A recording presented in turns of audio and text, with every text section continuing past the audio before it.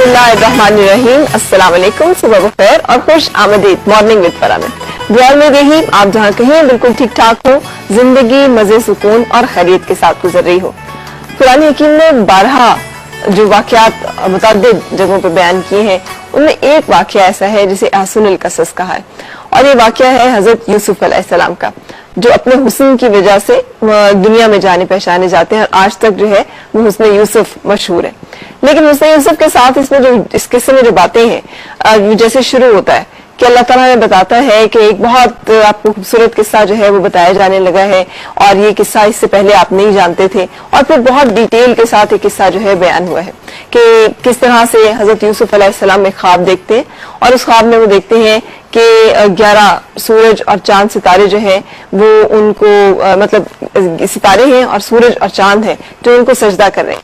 तो ख्वाब लेकर वो अपने वालिद साहब के पास जाते हैं जो कि हजरत याकूब अलैहिस्सलाम है, और उनसे तस्करा करते हैं। और जब इस ख्वाब का तस्करा करते हैं तो फिर वालिद जो कि खुद एक पैगंबर है, वो समझ जाते हैं कि उनके बेटे को अल्लाह ताला की तरफ से कोई ऐसा इनाम, कोई ऐसा मनसब, कोई दुनिया और आखिरत में कोई ऐसा मर्तबा अता होने वाला है कि जो हो सकता है बहुत सारे लोगों के लिए हसद का बाइस हो। तो वो अपने बेटे को कहते हैं कि तुम इसका तस्करा अपने भाइयों से ना करना। भाई वो हैं जो कि बुग़्ज़ रखते हैं, कीना रखते हैं, जेलसी है उनके अंदर। वो समझते हैं कि वालिद साहब जो हैं वो बहुत प्यार करते हैं इससे, हज़रत यूसुफ अलैहिस्सलाम से, और चूंकि वो बहुत प्यार करते हैं इसलिए ये ज्यादती है और ये नाजायज है और वालिद साहब को ऐसा करना नहीं चाहिए। सो वो अपनी साजिशों में और अपनी बातों में एक तरकीब जो है बनाते हैं, और तरकीब ये है कि किसी तरह से वालिद साहब से बात करके, जो कि एतबार नहीं करते हैं यूसुफ के मामले में किसी पर भी, यूसुफ को अपने साथ लेके जाया जाए और जाकर फिर उसको कत्ल कर दिया जाए, उसको किसी साजिश का शिकार कर दिया जाए, ताकि वालिद साहब की मोहब्बत जो है वो फिर हमारे हिस्से में आ जाए। सो जब ये सारा प्लान वो करते हैं, प्लान करके जाते हैं हजरत याकूब अलैहिस्सलाम के पास और उन्हें कन्विंस करते हैं कि जी हमारे साथ भेज दें, देखिए आप हम तो एतबार ही नहीं करते हैं, कोई बात है, हम उसके भाई हैं, हमको उसका बुरा थोड़ी चाहेंगे। तो हजरत याकूब अलैहिस्सलाम जो है वो भी, चूंकि अल्लाह ताला की रजा इसी में होती है, अल्लाह ताला की मसलहत इसी में होती है, जानते हुए भी कि भाई जो है वो हसद करते हैं और बुग़्ज़ रखते हैं और काबिल एतबार नहीं है, वो उन पे एतबार करते हैं और अपने बेटे को, अपने बहुत लाडले बेटे को, हजरत यूसुफ अलैहिस्सलाम को उनके साथ जाने देते हैं। अगर भाई जो है, तफसीर में लिखा हुआ है कि लेके निकलते हैं और उसके बाद हजरत यूसुफ अलैहिस्सलाम को छेड़छाड़ करना, तंग करना और परेशान करना, और फिर उसके बाद उनमें से एक सलाह देता है कि कत्ल नहीं करो, इनको किसी गहरे कुएं में डाल दो, और जहां से कि फिर लोग इनको कोई निकाल ले या फिर इनके साथ जैसे भी पेश आए तकदीर में इनकी जो भी हो। सो एक बहुत गहरा कुआं, ये तस्वीर जो कि हमें इस मामले में पता चली है कि किस तरह की जगह थी और क्या था। सो उस कुएं में उन्हें डाल दिया जाता है, और वो कुआं बहुत गहरा होता है, इस तरह से होता है कि उसकी तह में बिल्कुल पानी जो खुश्क होने के करीब होता है कुआं, ही उस तरह का कुआं था। सो एक काफिला जो कि इस इलाके से गुजर रहा होता है, उस काफिले के पास मुख्तलिफ असबाब होते हैं, सामान तिजारत होता है। सो वो इस जगह पे रुकता है, इस कुएं के पास पड़ाव डालता है, और वहां पे एक शख्स आकर जब डोल डालता है पानी निकालने के लिए, तो उस डोल को पकड़कर हज़रत यूसुफ अलैहिस्सलाम भी बाहर आ जाते हैं, जो कि एक बहुत खूबसूरत सा, एक बहुत प्यारा सा बच्चा है। तो वो शख्स जो कि पानी निकालने गया होता है उनको देख के खुश हो जाता है कि मुझे तो एक बच्चा मुफ्त में मिल गया, एक ऐसा बच्चा जो हसीन और जमील भी है, मैं उसे जाकर मिस्र के बाजार में बेचूंगा तो मुझे अच्छी कीमत मिलेगी। सो इस तरह से कनान से लेकर तो हजरत यूसुफ जो है वो मिस्र तक का सफर तय करते हैं, और मिस्र में एक गुलाम की हैसियत से दाखिल होते हैं, एक ऐसा गुलाम जिसको कि फिर एक शख्स मुंह मांगी कीमत देकर खरीद लेता है, और खरीद कर उसे घर लेकर आता है और लाकर अपनी बेगम से कहता है कि इसकी अच्छी तरह से देखभाल करना, हो सकता है कि हम इसे अपना बेटा बना लें। ये वाकया बहुत तवील है, लेकिन इस वाकये के जो शुरू का जो पहलू है ना, ये भी बड़ा इंपॉर्टेंट है। आपने अक्सर मुख्तलिफ ज़रबुल मिसल में भी देखें कि अगर होती खून के रिश्तों में मोहब्बत, यूसुफ न बिकता मिस्र के बाजारों में, ये एक ऐसी रियलिटी की तरफ इशारा है जो कि सिबलिंग राइवलरी जो कि आपस में चलती है, बहन भाइयों के दरमियान, कराबतदारी के रिश्तों के दरमियान, जहां पर कि हम जानते हैं कि हमारा खून का रिश्ता है, लेकिन इसके बावजूद हम एक दूसरे के साथ हसद और बुग़्ज़ की कैफियत में इस तरह से मुब्तला होते हैं कि हम पता भी नहीं लगने देते कि हमारे अंदर उस अपने बहन भाई के लिए किस तरह की एक दावत है, और हम उसका जहां मौका मिलता है हम उसको इज्जत पहुंचाने से, उसको तकलीफ पहुंचाने से, उसको अजियत पहुंचाने से बाज नहीं आते, और पैगंबर भी इससे बरी नहीं है। हजरत यूसुफ अलैहिस्सलाम भी सारे प्रोसेस से गुजरते हैं।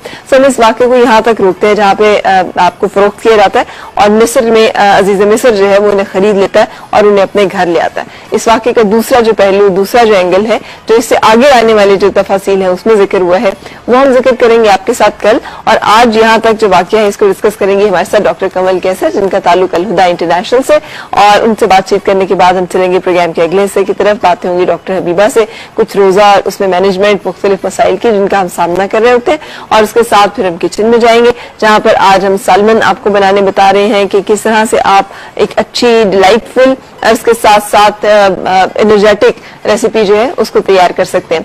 उसके अलावा आज आपको हम खूबसूरत नाते जो है वो सुनाने जा रहे हैं, और सलमान कौनैन जो है, सैयद सलमान कौनैन, वो हमारे साथ होंगे, और कुछ नातिया कलाम जो है वो हम आपकी खिदमत में पेश करेंगे।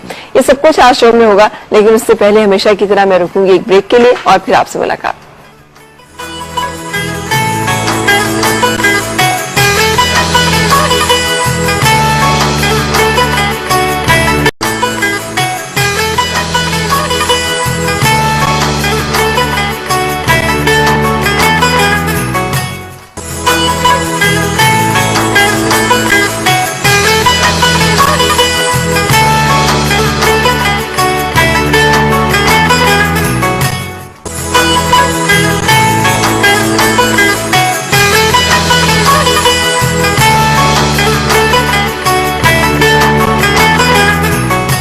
जनाब खुश आमदीद और सुबह खैर जनाब। अस्सलाम वालेकुम डॉक्टर कमल कैसर, कैसी हैं आप? अल्हम्दुलिल्लाह बिल्कुल ठीक।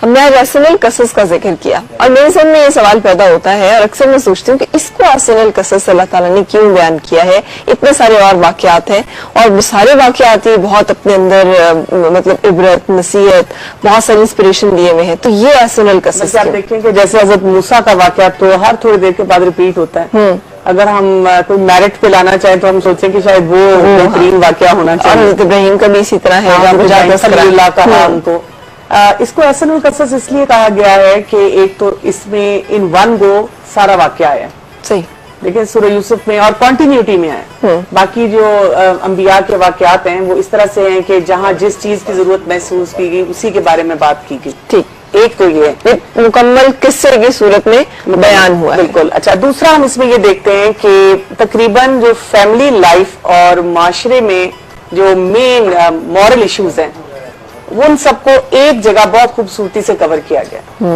और इसको कवर इस तरह किया गया है कि जैसे अगर आप पूरा वाकया पढ़ते हैं तो आप दिल नहीं चाहता कि उसको बंद करें, दिल चाहता है कि उसको पढ़ते जाएं और पूरा उसको कवर करें। बिल्कुल एक कहानी की तरह तजस्सुस में आप रहते हैं। जैसे आप देखें कोई लोग ड्रामा देखते हैं और कहते हैं कि वो नेक्स्ट एपिसोड यानी एक पोर्शन खत्म होता है तो सस्पेंस, आप सोचते हैं अब आगे क्या होगा, और आप आगे के लिए इंतजार करते हैं। लेकिन आप देखें कि दुनिया के जो ड्रामे हैं उसमें ठीक है बहुत से वो भी मैसेजेस, मॉरल्स देते हैं, लेकिन हम उससे कई दफा गलत चीजें ही उठाते हैं। हाँ जी। ये ऐसा वाकया है जिसमें इस तरीके से मॉरल्स को बयान किया गया है, इस तरीके से इस्लाह की गई है कि बेहयाई को रोका गया है उसमें से, या ऐसे अनासर को रोका गया है जिसको हम समझते हैं कि देख कर ही लोग शुरू कर दें। बिल्कुल, यानी कि आप बेहयाई को या गलत जो आपकी बुराइयां हैं माशरे की, आप उसको इस तरह से नुमायां कर दें कि बहुत से लोग ये सीखें कि अच्छा ये लोग ये काम हम खुद ही शुरू कर देते हैं। बिल्कुल, लेकिन यहाँ ये जैसे शुरू हो रहा है कि पहली बात तो ये कि हजरत याकूब अलैहिस्सलाम खुद एक पैगंबर, और हजरत इसहाक की उसमें से नस्ल में से आ रहे हैं, हजरत इसहाक के, हाँ जी, और इब्राहिम खलीलुल्लाह से जाके वो सिलसिला मिलता है। 11 बहन भाई हैं, ये एक बच्चा, इसमें क्या ऐसा फर्क है कि जिसकी वजह से इसे नबूवत मिल रही है, बाकियों को नहीं मिल रही, और वो जेलसी भी में भी बाप को भी की मोहब्बत शफकत इस बच्चे से ज्यादा है। इसका मतलब कुछ बाप को भी अंदाजा तो हो रहा होगा इसकी तबीयत के फर्क का, इसके अंदर मौजूद किसी एलिमेंट का जो कि बाकियों में उसे नहीं नजर आता है। और फिर उनके अंदर वो जो हसद और बुग़्ज़ है वो कैसे एक वो भी पैगंबर की औलाद है, ये भी पैगंबर की औलाद है, माहौल एक है, हालात एक है। देखिए, एक तो फर्क ये याद रखते हैं कि अल्लाह सुब्हानहू तआला बार बार कुरान पाक में कहते हैं कि मैं जिसको चाहता हूँ अपनी उसके लिए नबूवत के लिए चुन लेता हूँ, तो ये अल्लाह ने तो चुना उनको ना। ठीक। दूसरा हम ये देखते हैं कि जो आप इंसानी सतह पे बात कर रही हैं कि वालिद देख रहे हैं एक बच्चे में खास खसूसियत है, और इसको हम इस तरह से भी देखते हैं कि अल्लाह सुब्हानहू तआला कुरान में ही बार बार कहते हैं कि मैं जिसको चाहता हूँ जैसे मर्जी रिस्क देता हूँ। अच्छा, हम यहाँ पे रुकेंगे डॉक्टर कमल एक थोड़ी सी देर के लिए, और फिर आपसे मुलाकात हो रही है।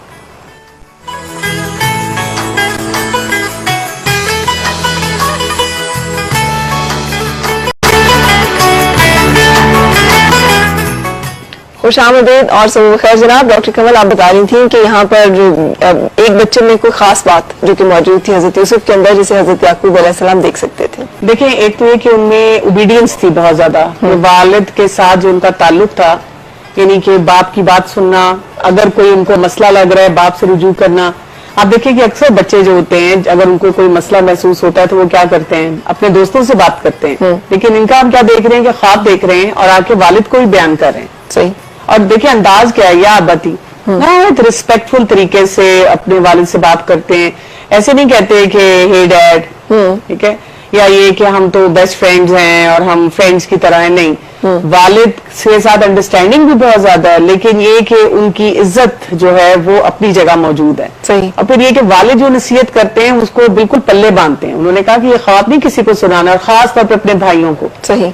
और ये कि वो उसको हम देखते हैं कि उन्होंने फौरन खामोशी से उसको इख्तियार कर लिया। तो ये बहुत बड़ी क्वालिटी होती है कि आप वालिदैन के जो है नसीहत पे अमल करें। हाँ। नसीहत पे अमल करें। देखिए, कहीं वो हमें सवाल करते नहीं नजर आते कि क्यों नहीं, मुझे वजह तो बता दें। कोई अगर मुझे वजह समझ आ जाए तो फिर ठीक है, ये क्या बात हुई, मेरे भाई हैं, ठीक। अच्छा, फिर ये भी आप देखें कि अगर वालिद उनको मोहतात रवैया इख्तियार करने को कर रहे हैं तो ये भी नहीं उन्होंने किया कि भाइयों के अगेंस्ट ही हो जाए। हाँ। मतलब कि अच्छा मेरे वालिद ने कहा है तो भाई बहुत बुरे हैं। यहाँ पे हमें कोई ऐसा वाकया या ऐसी कोई किस्म की वो सिचुएशन भी नहीं नजर आती। जब भाई लेके जा रहे हैं साथ तो चुप करके चले जाते हैं, क्योंकि वालिद ने इजाजत दे दी है। भाई तंग कर रहे हैं, आगे भी जो वाकया आगे चलता है और वहाँ पे जहाँ पे फिर ये भाइयों से मिलते हैं तो वहाँ पर भी हमें उनके रवैये में कोई ऐसी इंतकामी कार्रवाई वाला नहीं नजर आती। वहाँ पे भी ये शैतान की बात करते हैं। तो बात ये कि जब अल्लाह ताला किसी को किसी काम के लिए चुनता है तो उसमें कोई सलाहियत होती है।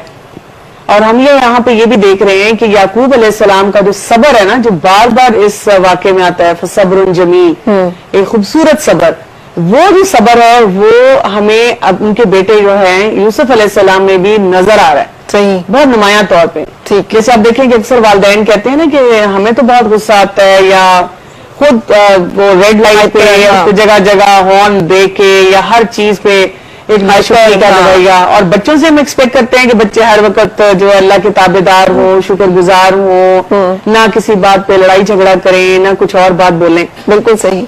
तो ये देखें ना, ये फर्क वालिद से भी तो बहुत सी चीजें ट्रांसफर हो रही हैं। बिल्कुल सही। अच्छा, इसके साथ साथ यहाँ पे देखिए एक चीज, एक एलिमेंट मेरे जहन में आता है, वो ये कि वालिद को पता है कि बेटे जो हैं वो जेलसी है उनकी आपस में। इसका मतलब है घरों में वालिदैन का झुकाव किसी एक बच्चे की तरफ होना बड़ा एक फितरी सा रवैया और उसको तर्ज अमल समझा रहेगा। और हाँ, मतलब हो सकता है। देखिए, अगर आपका बच्चा वो काम करता है जो आप पसंद करते हैं तो आप डेफिनेटली उस चीज को पसंद करेंगे और वो काम उस तरह से करेंगे। लेकिन ये बात है कि आप हम ये देखते हैं कि वो जाहिरी तौर पे जो है कोई उनमें फर्क नहीं कर रहे। सही। जैसे कई दफा वालिदैन क्या करते हैं कि आपको ठीक है, एक बच्चा बहुत अच्छी पढ़ाई कर रहा है, बहुत ताबेदारी का उसका रवैया आपके साथ, रिस्पेक्ट शो करता है, जाहिर आप उसको पसंद करेंगे। जब आप कहते हैं खाना खा लो, खा लेता है, किसी मामले में तंग नहीं करता, पढ़ाई वक्त पे कर लेता है, और एक बच्चा जो नहीं करता। तो फिर अगर ये मामला पैदा हो जाए जो कि जेलसी है, ये भी इसका मतलब बड़ा कोई फितरी अमर है कि बहन भाइयों के दरमियान आपस में इस तरह की दुश्मनी है। लेकिन आप ये देखें कि यहाँ पे वालिद का रोल ये है कि वो ये कंपैरिजन नहीं कर रहे उनको सिर्फ ये कह रहे हैं कि मोहतात कर रहे हैं, और ये नहीं कर रहे कि दोनों को बिठा के कहें तुम इतने अच्छे, ये अच्छे नहीं, तुम ऐसे हो, ये नहीं। हमारे यहाँ पे सिस्टम में हम देखते हैं कि वालिदैन ये बहुत ज्यादा करते हैं। ठीक। जिससे ये जो राइवलरी है जो बचपन से होती है, ये बल्कि उसको फलने फूलने का मौका मिलता है। बिल्कुल सही। और आप देख लें, अच्छा अब बच्चों का अगर आप एंगल देखें, अब बच्चे वो जो बाकी भाई हैं वो ये नहीं देख रहे कि क्या क्वालिटी हमें नहीं है जो कि उस भाई में है, हम उसको अपने अंदर ठीक कर लें। वो बाप को भी जो है इस तरह से, जैसे कोई अहमक होते हैं वाले के, बूढ़े हैं, इनको क्या समझ, इनको हम ऐसे कर लेंगे, या ये कहना कि वो हमारा जो भाई है इसको हम कत्ल कर दें तो हम फेवरेट हो जाएंगे, हम फेवरेट हो जाएंगे। अच्छा, फिर यहाँ पे एक और चीज भी जिसकी तरफ वो मकर है, यानी कितने प्यार से जाके वालिद से तरकीब और चाल के साथ कि हमारे साथ भेज दें, फिर ले जाते हैं, फिर कहते हैं आगे भेड़िया खा गया उसको। तो इसका मतलब है कि और फिर रोते हैं कि जिस तरह ये कहते हैं कि जब वालिद कहते हैं कि मैं नहीं इस तरह भरोसा तुम पे कर सकता, तो कहते हैं कि आप हमें ट्रस्ट नहीं करते। ये भी आजकल का बहुत कॉमन जुमला है। बिल्कुल। बच्चे जैसे देखे हैं कई दफा बाहर आना जाना चाहते हैं, वालिदैन को माहौल ठीक नहीं लगता, कोई मसला मसाला लगता है, दोस्त नहीं पसंद होते, और जब वालिदैन कहते हैं भाई मैं तुम्हें इजाजत नहीं देती, तो बच्चे यही जुमला बोलते हैं, बिल्कुल इमोशनल ब्लैकमेल करते हैं। अब ये बहन भाइयों की आपस में चल रही है एक चीज कि वो इसका मतलब मकर भी करेंगे बहुत सारे लोग रिश्तों में, जहाँ पर कि वो ऊपर से हमें नजर आएंगे कि बड़े मुखलिस हैं बजाहिर, बड़े हमारे साथ सिंसियर हैं, सच्चे हैं, हमारे वेल विशर हैं, लेकिन अंदरूनी तौर पर बुग़्ज़ रखेंगे, कीना रखेंगे, दावत रखेंगे और कुछ ना कुछ ऐसा करेंगे। इसका मतलब ये भी है कि जालिम जो है देखिए जुल्म किया था ना, लेकिन उसके बावजूद रो भी रहे हैं और वालिद के सामने कि हमसे देखें बड़ी वो होगी। लेकिन आप ये देखें ना कि इस वाकये में जब हम आखिर तक चलेंगे कल इंशाल्लाह, तो आप देखें ना कि उसका रिजल्ट कितना अच्छा आया। यानी कि जो है अल्लाह ताला की प्लानिंग थी, कोई शख्स जितनी मर्जी आपके खिलाफ चालें चलता रहे, अगर आप उस वक्त वही एटीट्यूड और वही तरीकाकार अपना रखते हैं, जज्बाती कंट्रोल रखते हैं, सब्र करते हैं, अल्लाह की मशीयत के मुताबिक काम करते हैं, तो कनान से होके मिस्र तक आ गए और मिस्र में बाद में जाके जो उनका स्टेटस हो गया, मालिया मिस्र हो गए वो, मतलब अगर भाई उनके ना फेंकते उस कुएं में और वो सारे वो मामलात ना पेश आते, तो वो तो कनान में ही बैठे रहते। बिल्कुल सही। फिर आप देखें कि उससे जो उनकी लर्निंग हुई है, कई दफा आपको जो हिकमत और मामला फहमी आ जाती है ऐसे रिश्तेदारों के साथ रह के, ऐसे लोगों के साथ डील करके जो कि आपके साथ मकर करते हैं, वो बच्चे या वो लोग जो हैं जो कि बिल्कुल सीधे साधे बहुत प्रोटेक्टेड माहौल में रहते हैं, उनको ये चीजें नहीं हासिल नहीं पता चलती हैं। अच्छा, इससे इसका मतलब ये है कि फिर हमें इस चीज को भी मेंटली एक्सेप्ट करना चाहिए कि इस तरह के मामला जिंदगी में पेश आएंगे। हमारे अपने खूनी या हमारे अपने सौतेले रिश्ते या हमारे बहुत नजदीक के रिश्ते जो है वो भी बाज़-औक़ात हमारे साथ इस तरह के मामला जो है वो रवा रखेंगे और फिर उस पर हमें भी सब्र की जो सूरत बिल्कुल उसमें ये कि जो आप बात कह रही है ना, ये तो हम एक्सेप्ट करेंगे, हर तरह के लोग हमारे इर्द गिर्द मौजूद होंगे, रिश्तेदार भी होंगे, बाकी गैर में भी ऐसे होंगे, लेकिन जो अहम चीज सीखने की है वो ये है कि हमारा रद्द अमल क्या है। हमारे लोग क्या करते हैं कि अच्छा जी अगर फलां दुश्मनी कर रहा है तो मैं भी जरा उस पर जादू करवा दूं, मैं भी उसके साथ कोई ऐसा मामला कर लूं, मैं फलां को लगाऊं, उसकी टो लगाए कि वो क्या कर रहा है। हाँ जी। लेकिन ना जब वो वहां पहुंच जाते हैं मिस्र में और बाद में उनके पास अथॉरिटी है, वो किसी जासूस को भेज सकते थे, नहीं भेजा, अपने काम पे उन्होंने फोकस किया। तो रसूलुल्लाह सल्लल्लाहु अलैहि वसल्लम के बारे में भी हमें नजर आता है, जितने मर्जी उनके दुश्मन थे लेकिन उन्होंने एक टो नहीं लगाई। सही। हम क्या करते हैं, नमाज रोजा और सारे अपने मामलात और सब कुछ छोड़ के वो जो सब्र का तरीका में बताया गया है, वो सारा दिन यही चेक करते रहते हैं फलां क्या कर रहे हैं। अच्छा, यहाँ तक भी ठीक है, लेकिन वो मकर बाज़-औक़ात इन सूरतों में भी होता है कि हमारी नमाज रोजा सिर्फ बज़ाहिरन लोगों के सामने एक रिया का काम जो है वो कर रही होती है, अंदरूनी तौर पे हम हसद, बुग़्ज़, ग़ीबत, चुगली और जैसे आपने खुद का काले जादू तक, शिर्क तक में, यानी किसी बंदे की दुश्मनी में और किसी बंदे के बुग़्ज़ में पहुंच जाते हैं और ये भी देखते हैं कि हमने इसमें क्या नुकसान अपना जो है वो किया। आप देखिए ना कि अल्लाह ताला उसमें बार बार हमें कहते हैं कि देखो किस तरह से ये मामलात उनके चले। और दूसरा ये कि हम आगे भाइयों का रवैये में बहुत सी चीजें आप देखेंगे कि वो कोई हतमी तौर पे बहुत बुरे नहीं थे, एक एलिमेंट था उनका, यहाँ पे वो बुरे थे और वो भी ये हुआ कि ऐसा उनको जेलसी आई, हसद आया कि हमारे वालिद क्यों इससे बहुत ज्यादा प्यार करते हैं, और वो बजाय इसके कि अपने आप को ठीक करें, अपने अंदर देखें, उन्होंने उनकी तरफ देखा। अच्छा, जैसे इसमें जिक्र किया कि जी आपने ख्वाब देखा है तो आपने जिक्र नहीं करना। हम तो बाज़-औक़ात कोई छोटी सी चीज, हम यहाँ पे आज के लिए अपने ख्वाब बताएं तो लोग बता रहे होते हैं हमने ख्वाब में फलां चीज देखी, तस्करा करते हैं बहुत ज्यादा। तो यहाँ पे कोई इसका मतलब है कोई खुफिया रखना, कुछ अपने साथ होने वाली। देखिए ख्वाब जो है ना वो तीन तरह के होते हैं। एक ख्वाब होते हैं जिसको हम कहते हैं हदीसुन नफ्स, कि आपने रोजाना जो काम कर रहे हैं ना, या कोई इवेंट आने वाला है, वो शादी है या किसी की बीमार है या एग्जाम्स हैं, ट्रैवलिंग है, कोई भी चीज आपके जो स्ट्रेस जो है वो ही चीज आपको बार बार ख्वाब में नजर आती है और आप बहुत परेशान होते हैं कि शायद इसकी कोई ताबीर है। तो ऐसी चीज को तो बिल्कुल झटला देना चाहिए, झटक देना चाहिए। फिर इसके बाद दो और तरह के ख्वाब होते हैं। एक बहुत जैसे डरावने ख्वाब आते हैं और वो शैतान की तरफ से होते हैं, आपको परेशान कर देते हैं। और उसमें ये है कि अल्लाह सुब्हानहू तआला ने हमें यही बताया है और रसूलुल्लाह सल्लल्लाहु अलैहि वसल्लम से जो हमें प्रूवन होता है कि जब भी आपको ऐसा ख्वाब नजर आए, अगर आपकी आंख भी खुल जाती है तो आप अपने बाईं तरफ देख के 3 दफा थूकें, आउज़ बिल्लाह पढ़ें और करवट लेके सो जाएं। और दूसरा आप काम ये करें कि आप जो है उस पर सदका निकाल दें और किसी से उसका जिक्र नहीं करें, क्योंकि रसूलुल्लाह सल्लल्लाहु अलैहि वसल्लम ने एक हदीस में कहा था कि जो ख्वाब होते हैं वो मल्लक होते हैं और जैसे ही आप किसी से डिस्कस करते हैं और उसकी ताबीर लेते हैं तो वो वैसे ही हो जाता है। बिल्कुल, जैसे ताबीर बताने वाला उसकी ताबीर बताता है। हाँ, और देखिए ना कई दफा किसी को ताबीर सही नहीं पता। और फिर एक होते हैं जो अलहामी किस्म के ख्वाब हैं, वो किसी को भी आ सकते हैं। हम समझते हैं जैसे जिसको ख्वाब बहुत वो सच्चे आ रहे हैं ना, तो वो बड़ा वो पहुंचा हुआ इंसान है जी। तो ऐसी भी कोई बात नहीं, अल्लाह ताला किसी को भी चाहे तो वो एक ख्वाब दिखा सकते हैं। जैसे इसी वाकये में आगे जाके हम देखेंगे कि वो काफिर एक बादशाह था जिसने ख्वाब देखा था और सच्चा ख्वाब देखा था।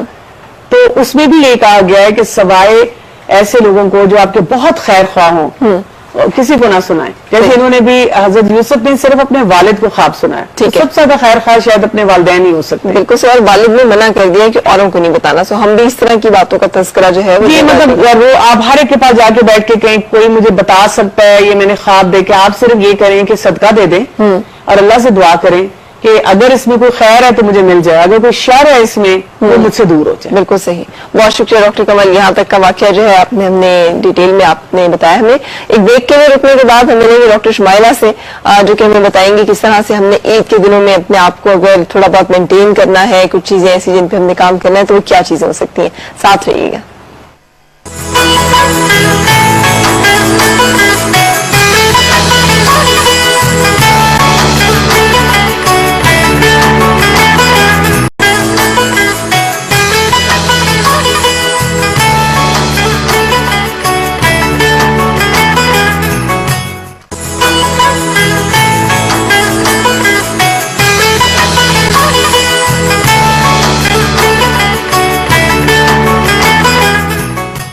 खुशामदीद और सुबह खैर जनाब। डॉक्टर शुमाइला है मेरे साथ, डर्मेटोलॉजिस्ट है, डॉक्टर हबीबा है मेरे साथ, न्यूट्रिशनिस्ट है।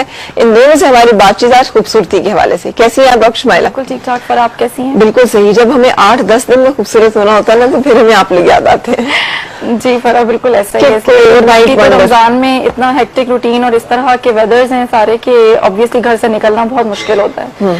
अच्छा फरा, ये है कि अब चूंकि पूरा रमजान हमने गुजारा है और बहुत ही ज्यादा टफ वेदर और टफ रूटीन्स के साथ गुजारा है, तो उसमें चूंकि हमारी डिहाइड्रेटेड बॉडी है और वाटर इनटेक हमारा डेफिनेटली बहुत कम है जितना रूटीन में होता है, तो उसकी वजह से डेड स्किन बिल्डअप बहुत ज्यादा है। ठीक। तो उसमें ये है कि सबसे इम्पोर्टेंट ये है कि आपने क्या करना है ऐसा कि ईद के करीब जो है आप अपने आप को बेटर फील करें, आपकी स्किन हाइड्रेटेड और रेजिलियंस आए उसके अंदर और बड़ी अच्छी प्लम्प लगे।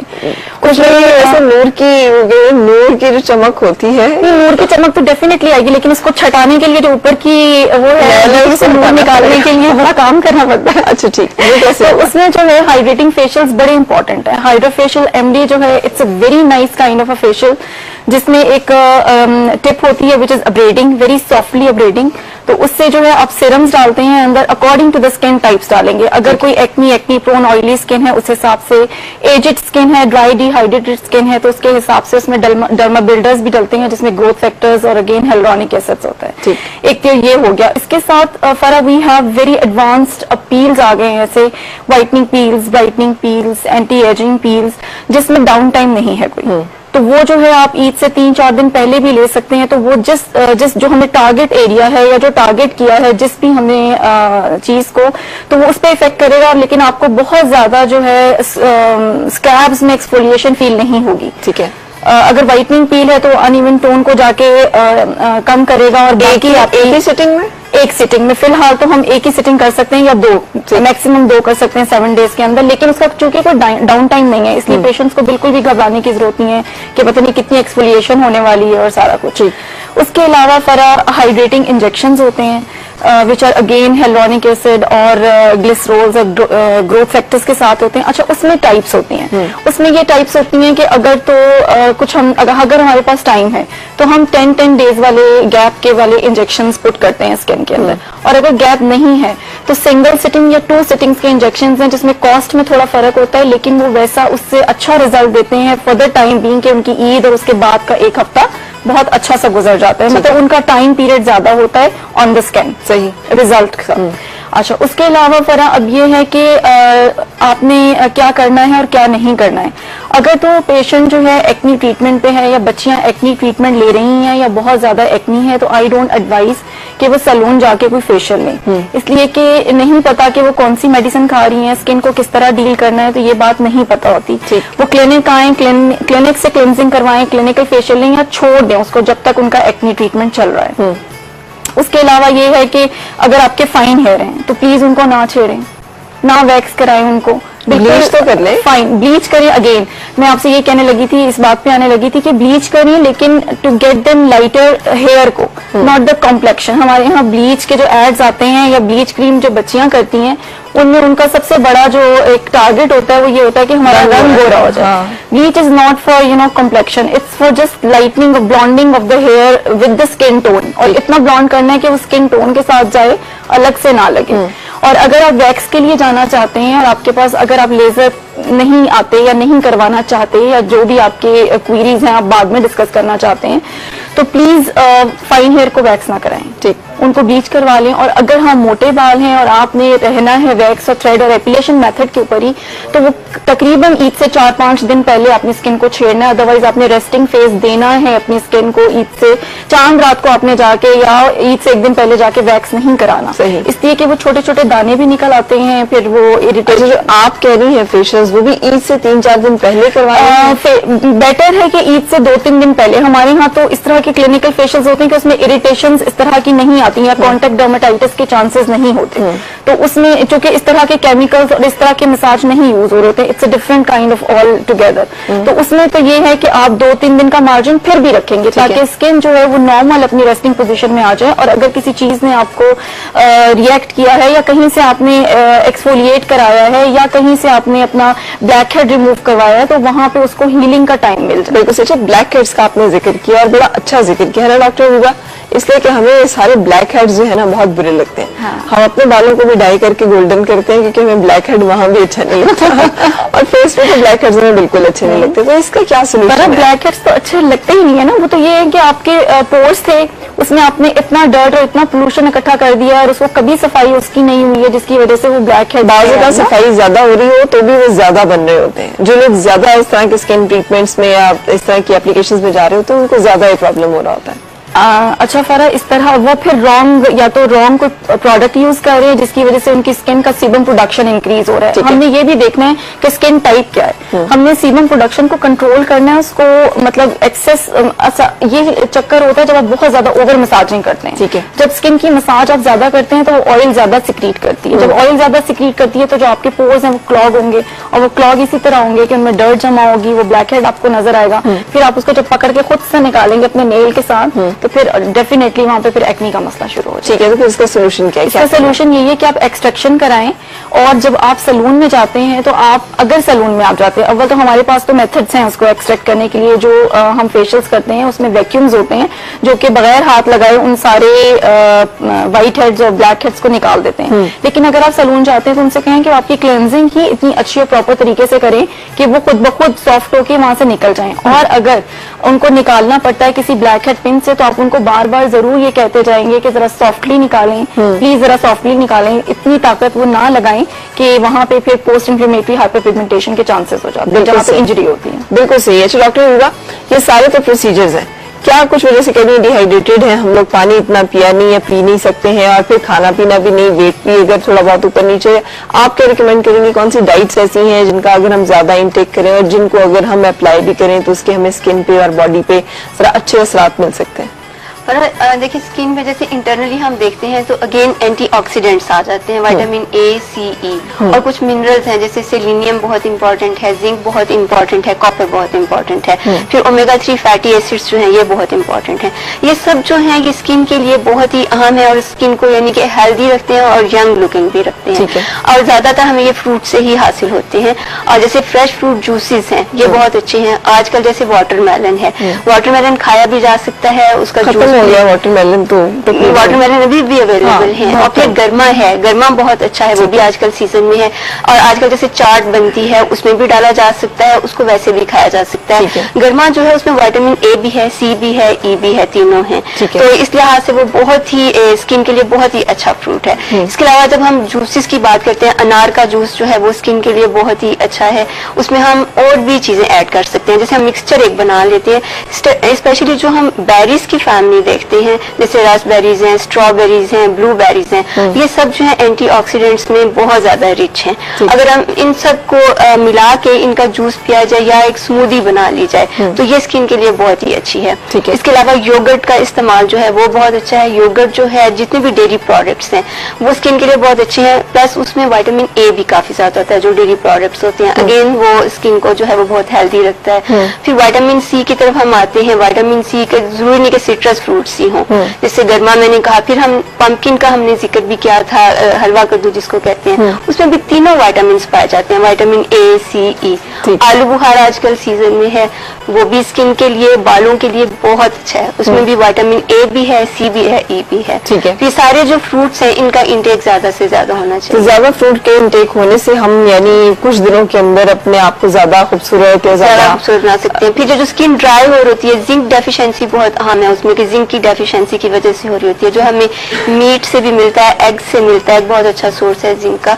स्पेशली जो एग योक है वो हमें अपनी डाइट में जो है वो जरूर रखना चाहिए। फिर जो ओमेगा 3 फैटी एसिड्स हैं, तो फिश बहुत ही अच्छा सोर्स है। जो लोग फिश का या सी फूड का इस्तेमाल ज्यादा करते हैं, हम देखते हैं उनकी स्किन पे बहुत अच्छी ग्लो होती है। उसकी वजह ये है कि ओमेगा 3 फैटी एसिड्स उसमें होते हैं। फिर कॉपर, वो बहुत अहम है। कॉपर जो है ये ब्लड भी बनाता है। जब ब्लड डेफिशिएंसी होती है तो स्किन कभी भी जो है वेल नोरिश्ड नहीं होगी, क्योंकि हम जितने भी न्यूट्रिएंट्स ले लेंगे, आयरन डेफिशिएंसी या ब्लड प्रॉपर नहीं बन रहा है, तो फिर जो है स्किन को जो न्यूट्रिएंट्स मिलेंगे नहीं प्रॉपर तरीके से।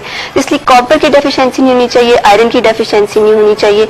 बनाना जो है, केले कॉपर का बहुत ही अच्छा सोर्स है, अंगूर बहुत अच्छा सोर्स है। और आयरन के बारे में हम जानते हैं, पालक जो है वो बहुत ही अच्छा सोर्स है। फिर मीट जितना है, चाहे हम चिकन ले लें, बीफ ले लें, मटन ले लें, ये सब जो है आयरन का बहुत अच्छा सोर्स है। एप्पल बहुत अच्छा सोर्स है, अनार बहुत अच्छा सोर्स है। लेकिन जितनी क्वांटिटी में आजकल हम रमजान में खा रहे हैं और जिस स्केड्यूल में खा रहे हैं, उसमें ये सारी चीजें हम कैसे मैनेज करें कि हमें इसके असरात अच्छे मिल सके? देखिए, जब हम फ्राइड चीजों की तरफ चले जाते हैं और जंक फूड खा रहे होते हैं, उसको हम इन चीजों से रिप्लेस कर सकते हैं। और सबसे अच्छा तरीका ये कि हम थोड़ी थोड़ी क्वांटिटी में ये सब चीजें लेके उनकी एक चार्ट बनाएं, एक उसके अंदर थोड़े से हम नट्स भी डाल सकते हैं। लेकिन डॉक्टर इकबाल, आजकल जो लेटेस्ट रिसर्च आ रही है उसमें प्लेटर का कॉन्सेप्ट जो है इसको थोड़ा सा डिस्करेज किया गया है कि बहुत सारी छोटी छोटी क्वांटिटीज आप मुख्तलिफ चीजों की लेने के बजाय एक क्वांटिटी किसी एक चीज की लें और फिर दूसरे मील में आप दूसरी चीज की क्वांटिटी जो है वो लें।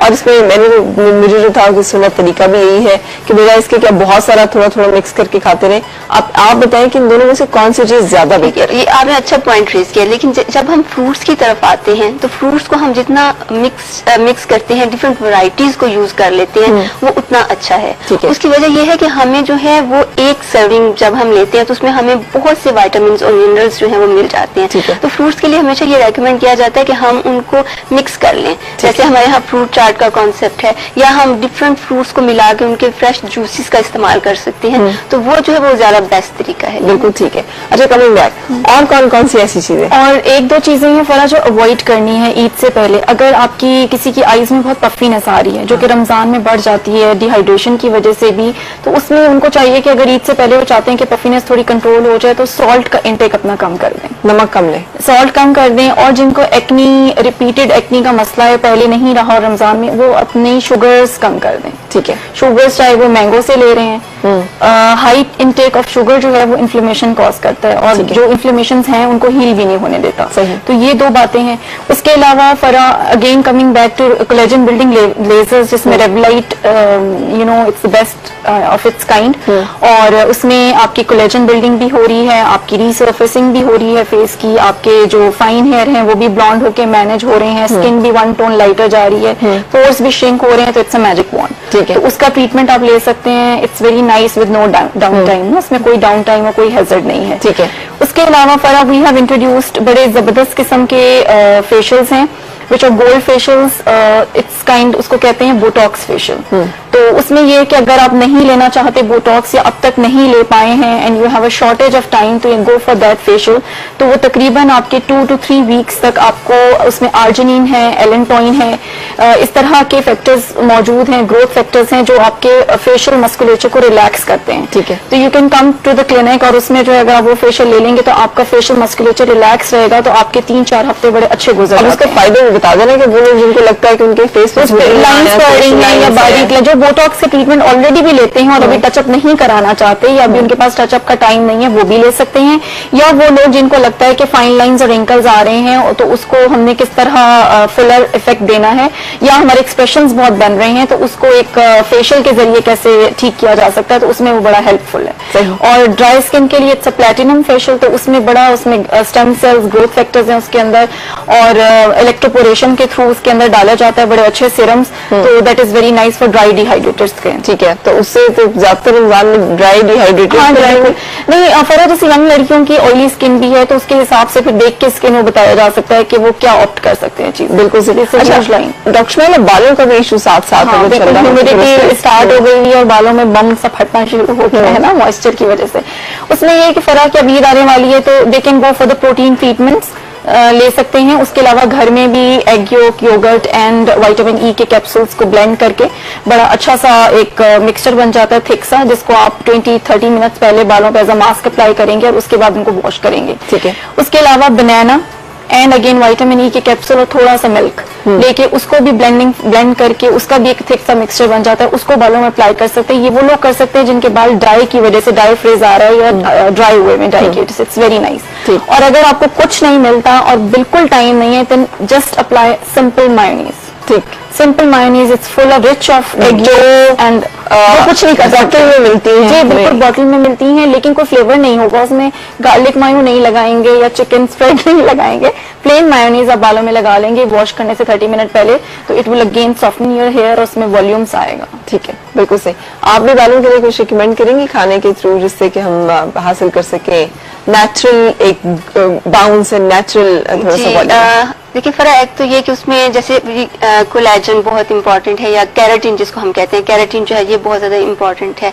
फिर बालों की सेहत के लिए जो जिंक है ये बहुत ज्यादा इंपॉर्टेंट है। अगेन जो है जिंक जो है वो हमें एग जो है जैसे भी जिक्र किया, एग अंडा इतनी गर्मी में कौन, मेरे नहीं हाल कोई भी खाता होगा। मैं तो खा सकते हैं, अंडा जो है गर्मी में भी खा सकते हैं। अच्छा, किस तरह शहरी में खा लेती हूँ जैसे। अच्छा, बिल्कुल सही। अंडा और चाय, अंडा जो है इसका इस्तेमाल रखना चाहिए, बिकॉज कि ये देखिए कि ये बहुत अच्छा सोर्स है प्रोटीन्स का, और ये बालों के लिए भी बहुत अच्छा है और तमाम जो वैसे भी जो हेल्थ है उसके लिए बहुत अच्छा है। ये गर्म नहीं होता अंडा गर्म ये एनर्जेटिक जरूर होता है लेकिन प्लीज गर्म नहीं होता। अरे इससे प्यास बहुत लगती है, लेकिन अगर आप चाय ले रहे हैं तो फिर तो प्यास नहीं लगेगी ना। सही, बॉईल करके ले सकते हैं, बॉईल गर्मी है विदाउट ऑयल अंडा लेना शुरू कर दें अब रमजान के आखिरी दिनों में, अगर आपने शुरू में। इसके अलावा जो है कॉपर जो है ये भी बालों की सेहत के लिए बहुत अच्छा है। अच्छा, उससे क्या होता है कि जो प्री मेच्योर ग्रेइंग है, जब हम डाइट में उसका रिलेशन देखते हैं तो premature greying of hair जो है वो कॉपर से रिलेटेड है, और इसलिए कॉपर डेफिशिएंसी जो है उसको जरूर देखना चाहिए, वॉच करना चाहिए। जैसे मैंने जिक्र किया कि अंगूर बहुत अच्छा सोर्स है कॉपर का, और आम जो है, आम आजकल सीजन में आम में भी कॉपर काफी ज्यादा पाया जाता है, केले में कॉपर काफी ज्यादा पाया जाता है। थोड़ा सा मैं ऐड करूंगी, विटामिन B12 की डेफिशिएंसी भी प्रीमेच्योर ग्रेइंग ऑफ हेयर का कॉज होती है। बिल्कुल सही। सो विटामिन, जिनके बाल उम्र से पहले सफेद हो गए उनको तो डेफिनेटली कहीं ना कहीं न्यूट्रिशनल, अगर हेरिडिटी नहीं है तो कहीं ना कहीं न्यूट्रिशनल डेफिशिएंसी जरूर है, जिसमें विटामिन B12 को देखें और कॉपर को देखें। अच्छा, फिर इनको सप्लीमेंट में ले लें अगर अदरवाइज हमें लगे कि हम बहुत ज्यादा मैनेज नहीं कर पा रहे हैं डाइट को। अगर डाइट के जरिए मैनेज नहीं हो रहा और खासतौर पे जब डेफिशिएंसी हो ऑलरेडी, तो फिर सप्लीमेंट्स जो हैं वो ले लेने चाहिए, और बाद में लेकिन कोशिश करनी चाहिए कि ये नहीं कि तमाम उम्र जो है वो सप्लीमेंट्स पी रहे हैं, क्योंकि जो डाइट के जरिए जो इफेक्ट आते हैं वो ज्यादा अच्छे होते हैं। तो जब डेफिशिएंसी जो है वो सही हो जाए उसके बाद जो है वो डाइट इतनी अच्छी रखें कि डेफिशिएंसी दोबारा नहीं हो। बिल्कुल ठीक है। और उस डाइट के अच्छे होने में कॉपर के सोर्स जो है, कॉपर कहाँ से मिल रहा था हमें? अंगूर से मिल रहा है, केले से मिल रहा है, आम में मिल रहा है। इसके अलावा जो आलू बुखारा है इसके अंदर भी पाया जाता है, ग्रीन वेजिटेबल्स से मिल रहा है। पालक बहुत अच्छा सोर्स है, पालक में भी है। बिल्कुल सही।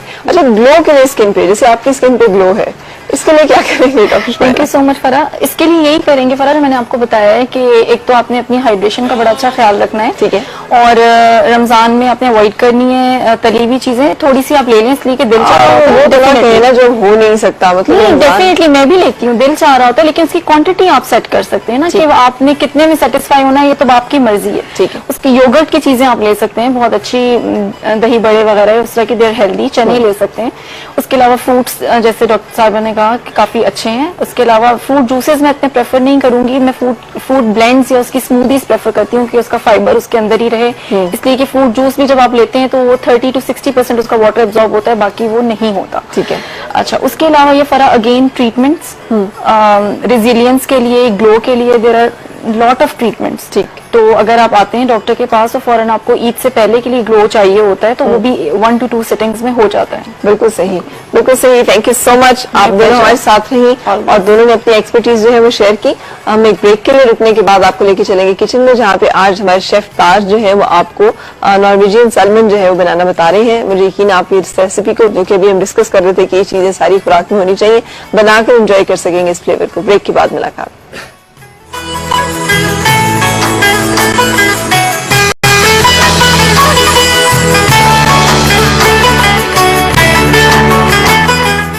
खुशामदीद और सबको खैर जनाब। ताज, क्या बना रहे हैं आज? Norwegian salmon. Norwegian salmon, fresh salmon with herbs and mango salad. बिल्कुल सही। इसको हम नॉर्वेजियन सैल्मन भी कह सकते हैं या पिंक सैल्मन भी कह सकते हैं। बिल्कुल ठीक है। सबसे पहले हम इसको मैरिनेट करेंगे।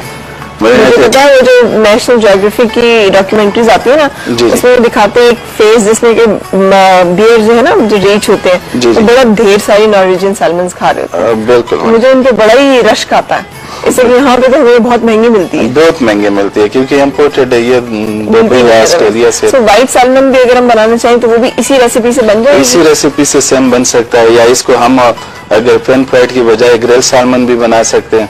बेक भी हम कर सकते हैं, ओवन में बेक सैल्मन भी बना सकते हैं। लेकिन चंद मछलियां जो न्यूट्रिशनल वैल्यू में बहुत अच्छी हैं, उनमें से एक जो है one of the best Norwegian salmon. Norwegian salmon जी। सबसे पहले हम इस पे ऑलिव ऑयल 2 टेबलस्पून। ठीक है। सबसे पहले हम इसको मैरिनेट करेंगे। ठीक। हल्का सा, जैसे यहाँ पाकिस्तान में टच दे देते दड़ा मिर्च का, बदला नहीं देना होगा, वरना ब्लैक पेपर आप डाल दीजिएगा। ठीक है। व्हाइट पेपर काफी है अगर आप बहुत चस्कुरे नहीं है। White paper. और इसके लिए हम हमेशा सी सॉल्ट यूज करते हैं, नॉर्मल सॉल्ट हम यूज नहीं करते, सी सॉल्ट। ये मेरे पास इस वक्त सी सॉल्ट है। वजह? सी सॉल्ट इसका टेस्ट बहुत जबरदस्त बनता है सी सॉल्ट के साथ, और सी सॉल्ट मोटा होता है बनिस्बत ये नॉर्मल सॉल्ट के, तो इस वजह से हम समुद्री नमक के नाम से हर जगह से मिल जाएगा? जी जी, ये मिलता है, मार्केट में अवेलेबल है हर जगह पे। ठीक है। तो आपके सामने हमने थोड़ा सा ऑलिव ऑयल, जिसमें हमने दड़ा मिर्च डाली, आप माने तो इसको मिट करके आप इसमें काली मिर्च डाल सकते हैं, हमने व्हाइट पेपर डाली, साथ समुद्री नमक जो है वो डाला थोड़ा सा, और उसको अब हम करने लगे हैं क्या पैन सीयर करेंगे? जी, पैन सीरेट हम करेंगे। ठीक है। ऑलिव ऑयल पैन से, ये नॉन स्टिक पैन है हमारे पास, इसमें हम ऑलिव ऑयल डाल देंगे। ठीक है। 3 टेबलस्पून। ठीक है। ना होने के बराबर, बिल्कुल इतना कि जो मछली के नीचे एक हल्की सी कोटिंग दे दें। जी बिल्कुल। और उसमें आप इसको रख देंगे फ्राई करने के लिए? जी, अभी हल्का सा ये वार्म हो जाए, फिर उसके बाद हम इसको उस पर ट्रांसफर कर दें। बिल्कुल ठीक है। घर में उम्मन इस तरह की रेसिपीज बनाने से हम लोग अवॉइड करते हैं, हम रेस्टोरेंट वगैरह में जाए तो फिर हम इस तरह की रेसिपीज हैं उन्हें ट्राई करना बेहतर समझते हैं। जी बिल्कुल। घर में बनाते हुए किस चीज का ख्याल रखना चाहिए? क्या क्या मिस्टेक्स हैं जिसकी वजह से ये रेसिपीज घर में हमें लगता है कि नहीं बनेंगी? एक तो इसके सैल्मन का प्रॉपर टेम्परेचर का ख्याल रखना चाहिए। ठीक। क्योंकि ये प्रॉपर टेम्परेचर पे होना चाहिए, सी फूड जितना भी हो वो प्रॉपर टेम्परेचर पे होना चाहिए। ठीक। क्योंकि उसका टेम्परेचर अप डाउन हो गया तो सी फूड खराब हो गया। हाँ। सी फूड खराब हो गया तो उससे फूड पॉइजन फौरन हो सकता है, बहुत ज्यादा हो सकती है। और इसके साथ बाजू का सी फूड लेते हुए जैसे झींगा आप ले रहे हैं या प्रॉन ले रहे हैं, कुछ ऐसा ले रहे हैं, विटामिन सी का इंटेक उसके साथ नहीं होना चाहिए। बिल्कुल। क्योंकि बाज़ औक़ात विटामिन सी जो है वो सी फूड के साथ नहीं अच्छी तरह से जाता, और कुछ फूड्स जो है वो कुछ फूड्स के एब्जॉर्प्शन में हेल्प करती हैं, कुछ फूड्स के एब्जॉर्प्शन को रोक देती हैं, तो उसके अच्छे फायदे होते हैं, हमें वो भी नहीं मिलते। तो जब हम विटामिन सी जूस या ड्रिंक किसी भी सूरत में ले लेते हैं साथ सी फूड के, तो फिर उससे हमें उसके जो फायदे हैं वो भी उस तरह से मिलते हैं। तो ये कॉम्बिनेशन जो है ना, ये नहीं होना चाहिए। जी बिल्कुल। ये सैल्मन हमने रख दिया, इसका स्किन साइड सबसे पहले हमने नीचे रख दिया, स्किन साइड्स को पका के फिर हम उसको अप डाउन कर देंगे। ठीक है। दूसरी साइड पकाने के बाद हम उधर इसको चूल्हे पे रख देंगे और उसके बाद हम अपना सॉस तैयार कर देंगे। बिल्कुल ठीक है। तो इसको हम इधर करते नहीं, हैं। अभी तो मैडम इसको थोड़ा सा कलर है। ठीक है, इसको हम इधर करते हैं। कलर तो आपकी नजर के बगैर भी आता जी, रहता है। जी, कलर। बिल्कुल सही है। तो फिर इधर हम ये बनाते हैं, इधर हम ताकि आपने जो सॉस बनाना है वो साथ साथ बनती रहे। जी, अब क्या होगा? सॉस के लिए हम बटर डालेंगे। ठीक है, सॉल्टेड बटर है हमारे पास। सही।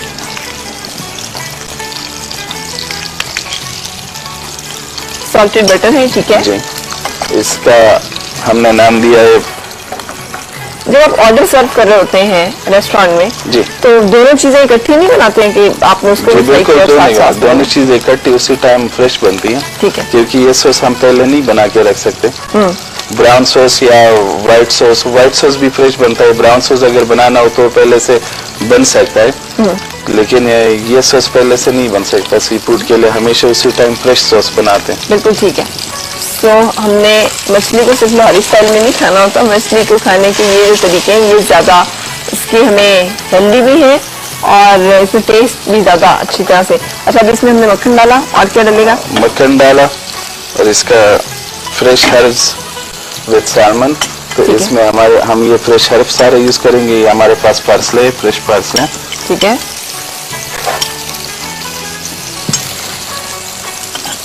इसके बाद ये हमारे पास लीक, फ्रेश लीक्स। ठीक है। सैलरी भी है। आजकल सबसे ज्यादा ख्वाहिश हमें सैलरी की होती है ईद के दिनों में। सबसे ज्यादा क्या चीज़ अच्छी लगती ड्राई है? रोजमेरी। ठीक है, ड्राई रोजमेरी भी डल रही है। जी, ठीक है, और बस ये नहीं, इसको हल्का से सोटे करने के बाद हम लेमन जूस का टच देंगे। ठीक है, and that's it. That's it, ये हमारी सॉस तैयार हो गई। बिल्कुल सही। देखने में कितनी सिंपल सी, कितनी आसान सी रेसिपीज लगती है, जिसमें कोई रॉकेट साइंस नहीं लग रही है कि जिसकी वजह से कोई बहुत ही मुश्किल हो जी, या नामुमकिन हो। अस्सलाम वालेकुम जी, क्या हाल है आपका? अस्सलाम वालेकुम। वालेकुम अस्सलाम, कैसे हैं? लुबना फ्रॉम मुल्तान। जी लुबना, कैसे हैं? अल्हम्दुलिल्लाह फाइन। जी बताइए, क्या पूछना चाह रही हैं, क्या कहना चाह रही हैं? फर्स्ट ऑफ ऑल तो ये जो इन्होंने फ्रेश इसके अंदर मक्खन डाला है, बटर डाला है। हाँ। अगर हमें फ्रेश बटर अवेलेबल ना हो तो हम इसके अंदर जो ब्लू बैंड है वो अगर हम इसमें डालें तो इसकी टेस्ट में कोई थोड़ा सा डिफरेंस तो नहीं हो जाएगा? अच्छा, और दूसरा और भी कुछ पूछना चाह रही हैं लुबना? वन थिंग मोर कि हमें मतलब इस साइड जैसे रमजान है तो इस साइड का कोई हेल्दी ड्रिंक जो है जो हम मतलब अफ्तारी के टाइम पर या हम सहरी के टाइम पर भी ले सकें, क्योंकि सहरी के टाइम पे भले मतलब इंसान इतना पानी नहीं पी सकता है, बिल्कुल तो ठीक। उस डेफिशिएंसी को कवर अप करने के लिए कोई इस टाइप का हेल्दी ड्रिंक हो जो कि मतलब इंसान इजीली मतलब उसे पी सके और हमने आपको मतलब जो वाटर डेफिशिएंसी है उसे थोड़ा सा कवर अप कर सके। एक शो में हमने आपको ड्रिंक्स बताए थे, तो हम ऐसा करते हैं कि कल के शो में भी फिर हम आपके लिए ड्रिंक्स लाइन अप करते हैं ताकि आप उसमें और जो 2-3-4 वेरिएशंस हैं ड्रिंक्स की वो आप देख सकें। और रहेगी बात जहाँ तक है कि मक्खन जो आपने इस्तेमाल किया ताज़ा तो नहीं है? ये ताज़ा मक्खन है हमारे पास व्हाइट। ये अच्छा, आपने ताज़ा मक्खन लेकिन डाला ये है। मार्केट में अवेलेबल है हर जगह पर। अगर ये ताज़ा मक्खन नहीं मिल रहा है तो नूरपुर का मक्खन हर जगह पे अवेलेबल है। ठीक है, कोई भी ब्रांडेड मक्खन जो है वो आप लेके इस्तेमाल कर सकते हैं किसी भी ब्रांड का। डन? तैयार? नहीं मैडम, अच्छा, तो इसका कैसे पता चलेगा कि ये अब फिले जो है तैयार है और अब इसे सर्व किया जा सकता है? इसकी व्हाइटनेस सारी खत्म हो जाएगी ये साइडों से जो अभी नजर आ रहे हैं। ठीक है, ये बिल्कुल ब्राउन हो जाएगा तो ये तैयार हो जाएगा। बिल्कुल सही। से मछली जो है जब हर साइड से उसकी जो सफेद रंग है वो खत्म हो जाए और एक सुनहरा सा रंग जो है वो उसका आ जाए तो फिर इसका मतलब है कि वो सर्व करने के इसके लिए तैयार तैयार होने तक हम मैंगो सैलेड तैयार कर देंगे। हाँ जी। जो हमने इसके साथ सर्व करना है। ठीक है। ये mango cutting slice cutting mango. ठीक है, इसमें हम आइसबर्ग के चंद पत्ते डाल देंगे। ठीक है। तो हम आइसबर्ग आपके सामने कटिंग कर रहे हैं। साथ में ये फ्रेश मिंट लीव्स। ठीक है, पुदीने के पत्ते हम डाल देंगे इसमें। ये सिलांट्रो फ्रेश ये क्या है? सिलांट्रो धनिया लग रहा है अपना। सिलांट्रो है मैडम, ये लाइक पार्सले सिलांट्रो। ओके, ठीक है, और ये हरा प्याज सही। और एक टमाटो। एक टमाटर जिसको कि हम काट के आपके सामने और उसके छोटे छोटे चंक्स जो हैं तो हमने इसमें छोटे छोटे तो नहीं, हमने बड़े बड़े चंक्स ही डाल दिए। ये वेजिस टमाटो वेजिस डाल दें। ठीक है, और ये हमने एक सैलेड इसके साथ तैयार कर जी, लिया मैडम, ये है आपके मैं- सामने। मैंगो सैलेड इसका जो अभी डॉक्टर साहब जिक्र कर रही थी कि सारी चीजें इन चीजों में होती हैं, तो इस तरह से हम इनको, इसकी ड्रेसिंग में हम ऑलिव ऑयल डाल देंगे। ठीक है, ठीक, सॉल्ट और लेमन जूस, सही। तो ऑलिव्स आपने रखे हुए हैं, वो किस लिए रखे हुए हैं? वो भी इसी में यूज करेंगे, इस सैलेड में? जी, एज ए गार्निश के तौर पे। ठीक है। और यहाँ पे हमारी जो सैल्मन है वो भी बिल्कुल तैयार, क्योंकि मुझे तो नजर आ रहा है कि हर साइड से हो गई है, जी ये तैयार हो गई, ब्राउन हो गई है। तो हमारा फिश फिले भी तैयार है। आप रेसिपी पे एक नजर डालेंगे और उसके बाद फिर हम आपको प्रेजेंटेशन पे लेके चलेंगे। कॉलर भी मेरे साथ है। अस्सलाम वालेकुम, क्या हाल है आपका? आपको बहुत बहुत, अब तो रमजान का आखिरी अशर, अल्लाह ताला हम सबकी मग़फ़िरत करे और अज़ाब जहन्नम से हमें निजात दे। जी ये पूछना था कि जी, वो क्या करते हैं आप हमें ईद के बारे में कुछ रेसिपी बताएं, ईद कैसे बना सके। ईद को क्या करें? आपकी आवाज मुझे थोड़ी सही, जी क्या कह रही हैं आप ईद के बारे में? जी मैंने ईद के बारे से मेरा थोड़ी सी, और हमें मैंने ना ब्रेड पार्लर की तरफ से पिछले फ्राइडे को ना वो गिफ्ट किया था, मुझे मेरे पास अभी तक पहुंचा नहीं। इससे पिछले फ्राइडे को, ठीक है, मैं चेक कर लेती हूँ। आपको TCS में होगा, जो हमने भेजी होगी आपको कुरियर सर्विस, हम उसे चेक करके आपको वो फिर will get back to you के क्या है। अच्छा, एक शिकवा मुझे खवातीन से बहुत है, आप लोग शो में कॉल करती हैं तो वो नंबर बाद में बंद कर देती हैं, तो वो नंबर से फिर जब राब्ता हमारा नहीं होता और हम आपको जो कंफर्मेशन कॉल नहीं आती है कि जी डन आपके साथ और आपका एड्रेस नहीं दिया जाता है, तो आपका फिर गिफ्ट जो है वो ड्यू नहीं रहता। फिर दूसरा अवेलेबल जो कॉलर है उसको हम राब्ता कर लेते हैं और जिनके एड्रेस हमें अवेलेबल होते हैं, जिनसे हमारी कंफर्मेशन होती है, फिर हम उन्हें भेज देते हैं। सो काइंडली जिस नंबर से आप कॉल करें वो नंबर अवेलेबल रखा करें ताकि फिर हम उस पर आपसे राब्ता कर सकें।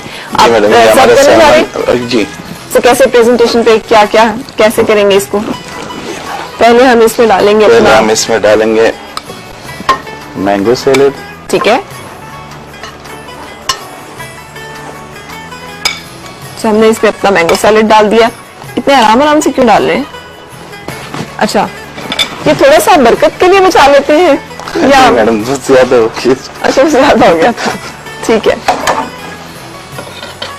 ये आराम आराम से इसलिए डाले ताकि इसकी प्रेजेंटेशन खराब ना हो।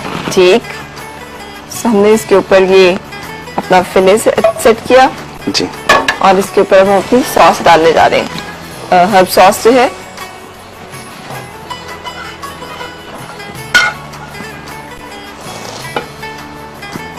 जनाब,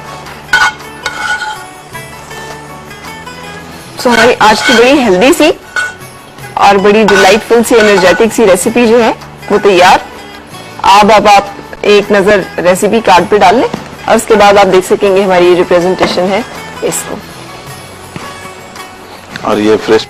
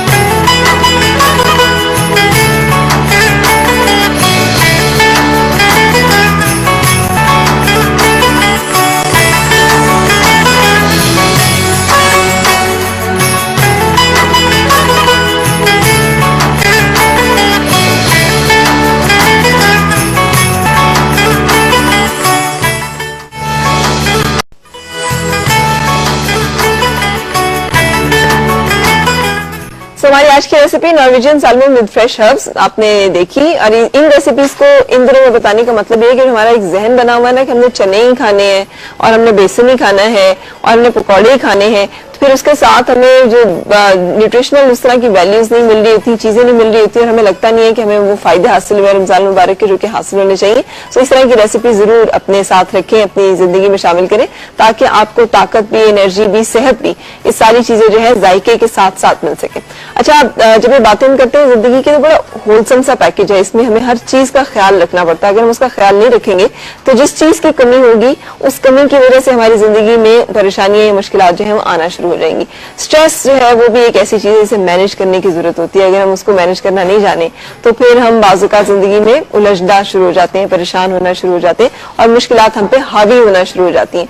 सो किस तरह से हमने इसे डील करना है, इसके लिए हमने रिकॉर्ड किए थे कुछ सेगमेंट्स अपनी life and stress management consultant Maham के, और उनकी छोटी छोटी टिप्स हैं। बहुत सारी ऐसी बातें जिनमें हम कहते हैं हमें पता है पहले, लेकिन याद दहानी हो जाती है, कुछ बातें जिनको हम दोबारा से नए सिरे से सीख भी सकते हैं। सो उनकी बातचीत सुनेंगे और फिर वापस आएंगे।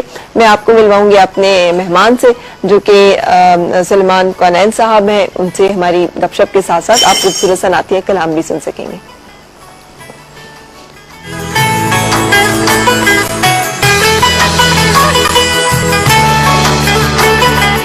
हालात में नाउम्मीद न होने वाले, अंधेरों में उम्मीद की शमा जलाते हैं, नामुमकिन को मुमकिन कर दिखाते हैं।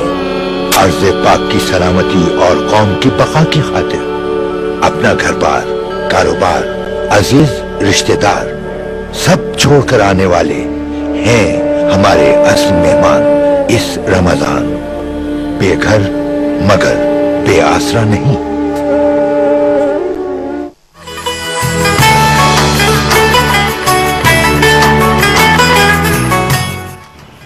अस्सलाम वालेकुम और गुड मॉर्निंग तमाम व्यूअर्स को।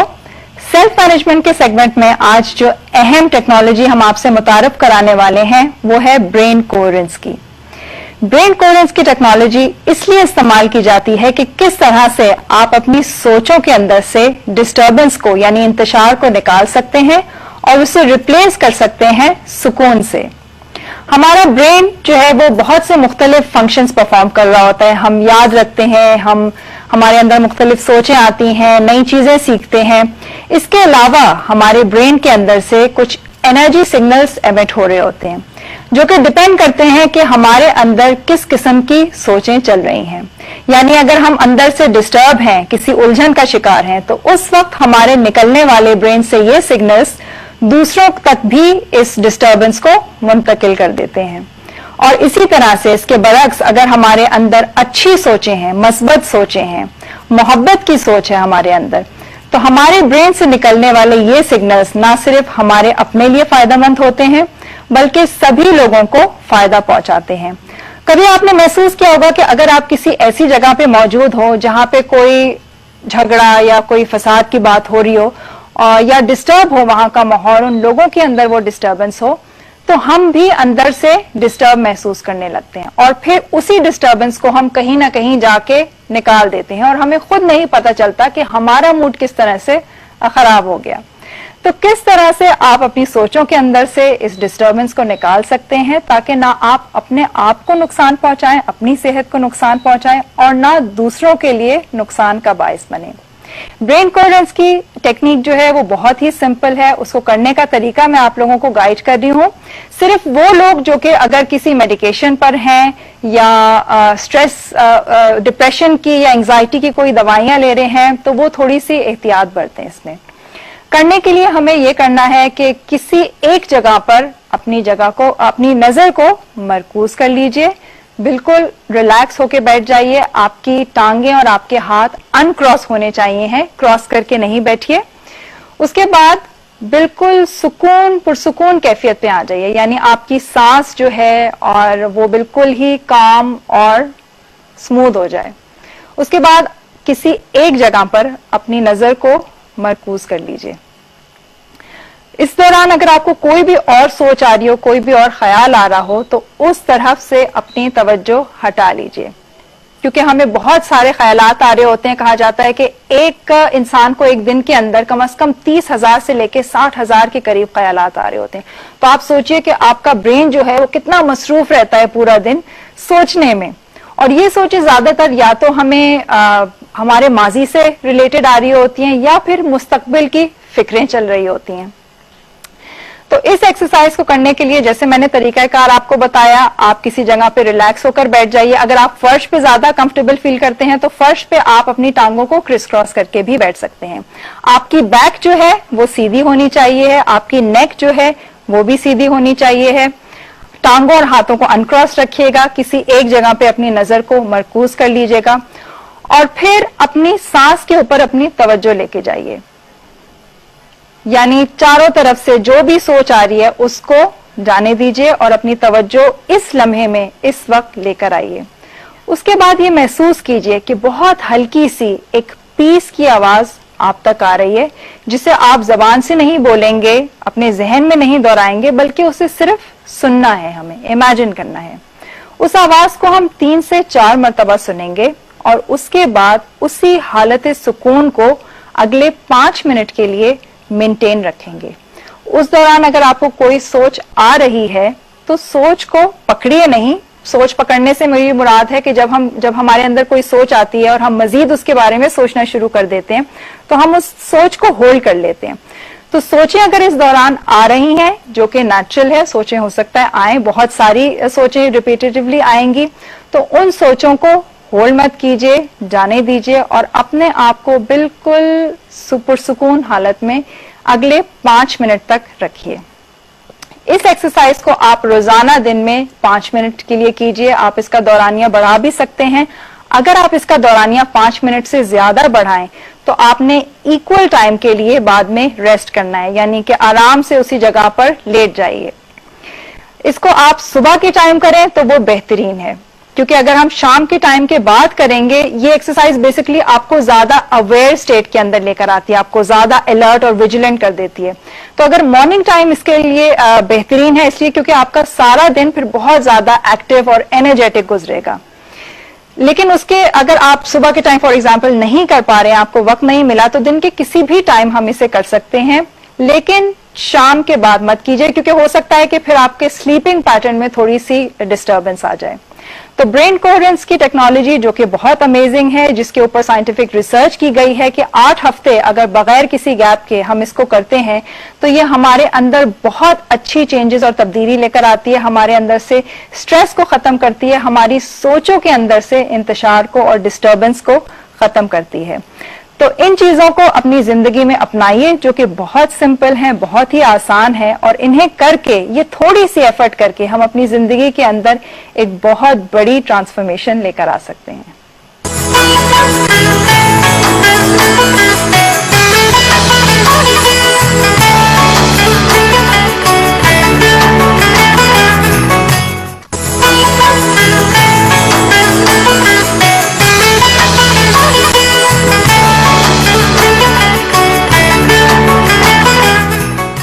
खुशामदीद और सुबह खैर जनाब। आपकी मुलाकात अपने आज के मेहमान से कराने जा रही हूँ, जो एक अरसे से, बल्कि मैं तो कहूंगी कि एक नस्ल से वाबस्ता है सना खानी के साथ। मुल्क के मशहूर मारूफ सना खान जो है साहबजादा सैयद मंजूरुल कौनैन साहब, उनके साहबजादे हैं। खुद बचपन से सना खानी कर रहे हैं। ऑल पाकिस्तान जितने मुकाबले में इन्होंने शिरकत की, वहां पर इन्होंने अच्छे नुमाया मकाम और पोजीशन हासिल की। मुल्क से बाहर रहे, वहां पर भी सना खानी करते रहे। मेरे साथ हैं आज सैयद सलमानुल कौनैन। अस्सलाम वालेकुम, कैसे हैं आप? अल्लाह का एहसान। पहले बताइए कि वालिद की तरफ से कोई जोर जबरदस्ती थी? नहीं जी, कि आपने सना खानी करनी है? जोर जबरदस्ती तो सच इस तरह कुछ नहीं था, लेकिन ये था कि अबू को देख के एक फख्र महसूस होता था। और मुझे शौक इसलिए हुआ कि हजूर पाक सल्लल्लाहु अलैहि वसल्लम की सिफ्त व सना से बढ़कर मैं समझता हूँ कोई ऐसा काम नहीं है जो दुनिया में किया जाए, और मैंने इसको अपनाया। ना सिर्फ अपने वालिद की वजह से, बल्कि हजूर का मकाम ही ऐसा, तो उसकी तारीफ कर रही थी। अच्छा, अब हमारे पास प्रोग्राम में एस जज भी आते हैं, माशाल्लाह बहुत क्रिटिकल है जी। बिल्कुल, छोटी छोटी बातों को भी वो उनकी नजर से गुजर नहीं सकते, बहुत ज्यादा। बिल्कुल, वो इस मामले में काफी स्ट्रिक्ट हैं, और क्योंकि वो ये एक मकाम अदब है और इस पे कोई टॉलरेंस नहीं है। बिल्कुल तो वो आपके ऊपर भी लागू बिल्कुल इसी ऐसे तरह ही। से हुआ कि वहां पर औलाद की थोड़ी शफकत और मोहब्बत गालिब रही, कभी उन्होंने नहीं भी टोका उस तरह? नहीं, ऐसे ऐसे कुछ नहीं था, ये सबके लिए बराबर है, बल्कि मेरे साथ बहुत ज्यादा है। अच्छा। हम लोग तो घर छोड़ के भी मैं चला जाता वहां आगे पीछे, अच्छा। फिर बाद में दोबारा वो तो फिर आराम से, लेकिन ये इस पे सख्ती बहुत ज्यादा, सही। इस पे कोई कंप्रोमाइज नहीं है। ये शागिर्द भी हम बैठे होते हैं, लेकिन वो मुझसे जूनियर भी हों, अगर मुझसे थोड़ा सा भी इस तरह हो जाए तो बहुत सख्ती से बढ़ते हैं। बिल्कुल सही। अच्छा, मुझे सैयद मंजूरुल कौनैन साहब, मैं आप बता रहे हैं उनकी सेहत ठीक नहीं, अल्लाह ताला उन्हें सेहत दे, बल्कि आप लोग भी दुआ कीजिएगा अल्लाह ताला उन्हें सेहत दे।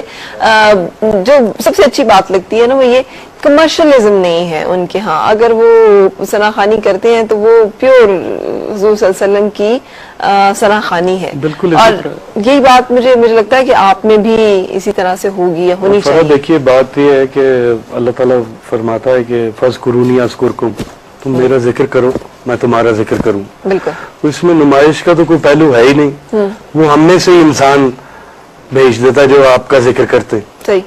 अल्लाह तो नीचे नहीं आता, लेकिन वो अपने बंदों के दिलों में डाल देता है। बिल्कुल। वो अज़कुरकुम का जो मकसद है वो पूरा हो जाता है। तो आपको इस चीज, ये शोबिज़ नहीं है, ये कुछ भी नहीं है, ये खालिस्तान इबादत है। ठीक। तो मैं समझता हूँ इसको इबादत समझ के लेकिन करना। जो महफिल का आजकल का सिलसिला है, आजकल तो बहुत कुछ हो रहा है, लेकिन बात वही है, दुनिया में आपको वही चीज मुमताज करती है कि जब तक आप यूनिक नहीं होंगे आपका नाम नहीं होगा। तो भेड़ बकरियों में अल्हम्दुलिल्लाह अल्लाह ताला ने हमें वो डगर नहीं सिखाई, बिल्कुल और सही। हमने अपना रास्ता अपने वालिद वाला ही रखा। बिल्कुल सही। अच्छा, एक और चीज, मीडिया समेत अभी भी अगर आप स्विच करें तो सारे के सारा मीडिया जो है ना समेत हमारे, लगता है बहुत सख्त मुसलमान हुआ है, बहुत ज्यादा हम पे यानी खुशू खुजू भी तारी है, इबादत भी, इसमें कोई शक भी नहीं है कि माह मुबारक आता भी इसीलिए है कि हम ज्यादा हुजूर सल्लल्लाहु अलैहि वसल्लम तक अपनी इबादत में बढ़ जाते थे, ज्यादा इबादत जो है वो करना शुरू कर देते थे। इसके तरतीब भी पूरी बदल जाती है जिंदगी की। लेकिन आम दिनों में फिर हम लोग भूल जाते हैं बिल्कुल। हमें लगता है कि रबीउल अव्वल में हमें याद आती है हुजूर सल्लल्लाहु अलैहि वसल्लम की सनाखानी, हमें याद आता है मुहर्रम में अहले बैत से मोहब्बत और उनके साथ अपनी अकीदत का एहतराम का इजहार, और हमें याद आता है रमजान मुबारक में अल्लाह ताला, और हमें याद आता है 23 मार्च पे पाकिस्तान और 14 अगस्त पे पाकिस्तान। उसके अलावा अल्लाह अल्लाह खैर सलाम, बाकी दमादम मस्त कलंदर। आपकी ठीक है ये बात, लेकिन ये अज़ल से अब तक का सिलसिला है। और मैं समझता हूँ कि मैंने जितना अरसा बाहर बरतानिया में गुजारा है, मेरा मोस्टली टाइम जो है इंटरनेट पे नात के हवाले से ही गुजरा है। सही। मैंने जॉब भी की, अपना काम भी किया, लेकिन ये है कि हर वक्त मेरे ज़हन पे जो है वो सरकार का नाम जो वो छाया हुआ है, अल्लाह की ऐसी करम नवाजी है। लेकिन मैं तमाम लोगों को यही कहता हूँ कि जो वजह तख्लीक़े कायनात हैं, हमें उनका जिक्र बाकायदगी से रोज करना चाहिए, चाहे वो नात की सूरत में हो, किसी भी सूरत। सरकार का जो इस चीज से गाफिल हो जाता है, वो मैं समझता हूँ वो कामयाबी उससे दूर हो जाता है। बिल्कुल सही। चलिए, बातें तो हम करेंगे, लेकिन आप एक बहुत खूबसूरत हमद बारी ताला जो हमें सुनाने जा रहे हैं, आजम चिश्ती साहब की पढ़ी हुई, और ये कलाम मेरा ख्याल है बहुत कम ही किसी ने जी बहुत कम पढ़ा हुआ है। मैं आज कोशिश करता हूँ जी।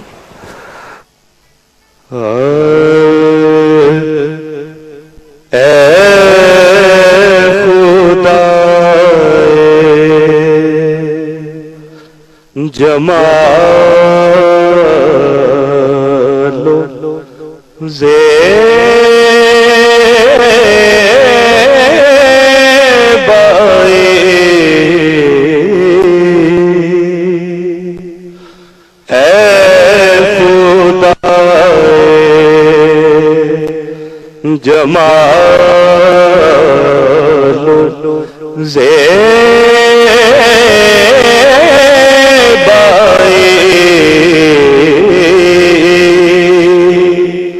खूब है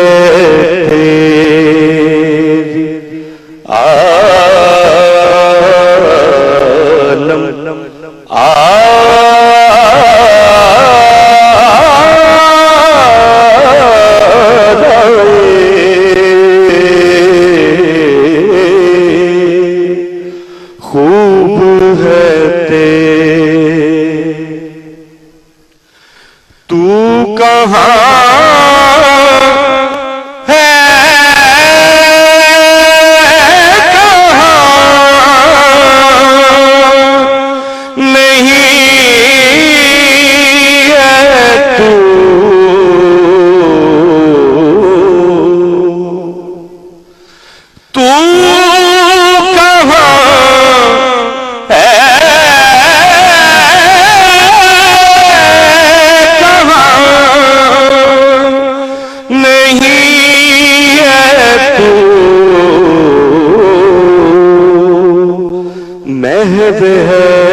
हैरत है ताबे गोयाए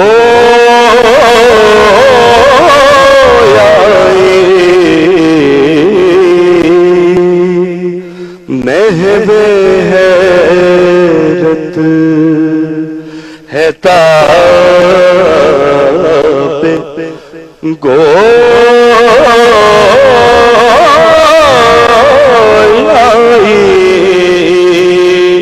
खूब है सब में मौजूद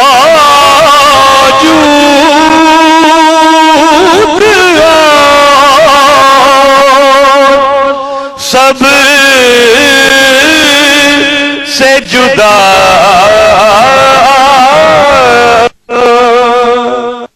सब में मौजूद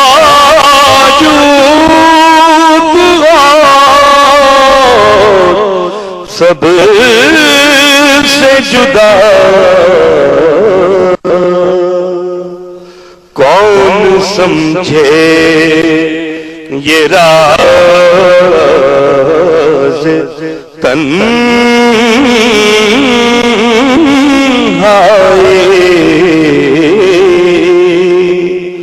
कौन समझे ये राज तन्हाई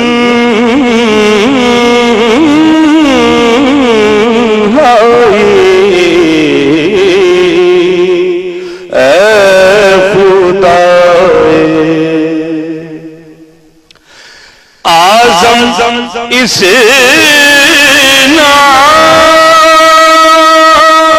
नाम से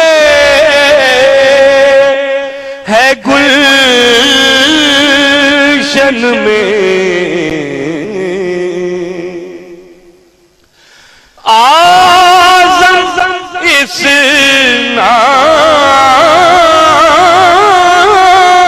नाम से है गुलशन में जिंदगी ताज़गी ओ रानाए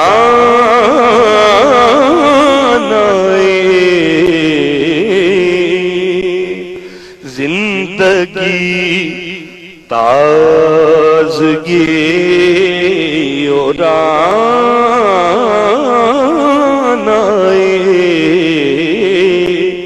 ऐ खुदाए जमालो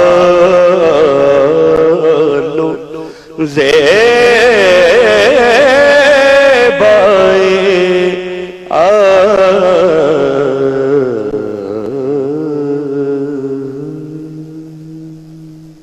सुभान अल्लाह।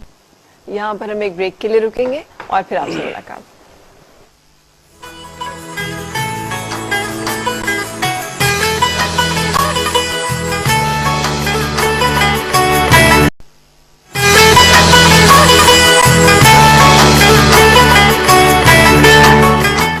खुशामदीद और सुबह खैर जनाब। सैयद सलमानुल कौनैन जो है आज मेरे मेहमान हैं, मंजूरुल कौनैन साहब के साहबजादे, और उनसे हम नातिया कलाम जो है सुन रहे हैं, आपकी खिदमत में पेश कर रहे हैं। कैसा लगता है वालिद साहब के साथ मुआजना मुकाबला ना चाहते हुए भी लोग तो करते हैं? उनसे क्या मुकाबला, मैं तो उनकी जूतियों के बराबर भी नहीं चलिए मुआजना ही लेकिन सही। ये है कि मुझे फख्र है मैं इतनी बड़ी हस्ती का बेटा हूँ, और थोड़ा सा ये भी है कि बड़े बाप का बेटा होना बहुत मुश्किल बात है, बहुत मुश्किल और बात। उसको निभाना बहुत मुश्किल है।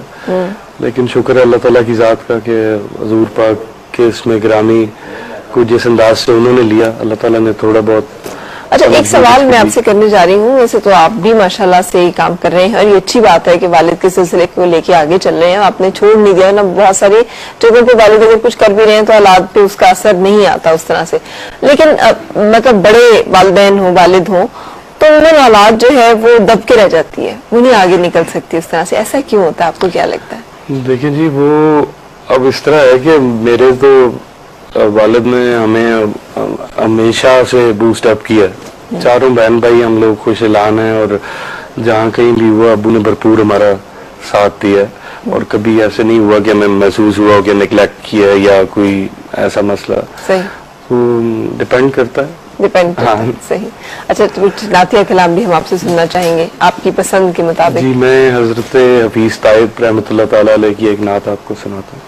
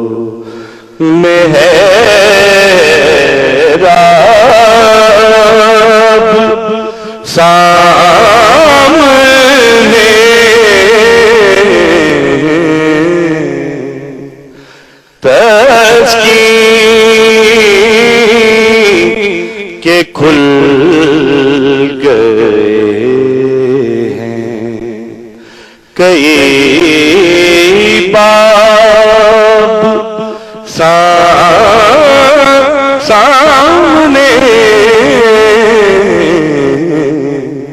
आए जब वो मिंबरों इस जोर से धड़कना यहाँ पर रवा नहीं, इस जोर से धड़कना यहाँ पर रवा नहीं, उनका हरम है ए दिले बेताब सामने उनका हरम है ए दिले बेताब सामने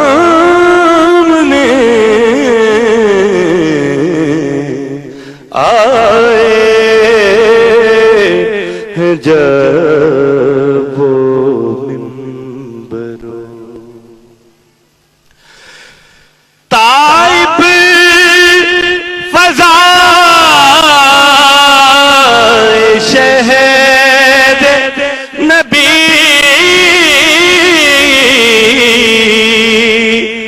है ख्याल में, ताइब फजा शहद नबी है ख्याल में, या खुल्द का है मंजरे शादाब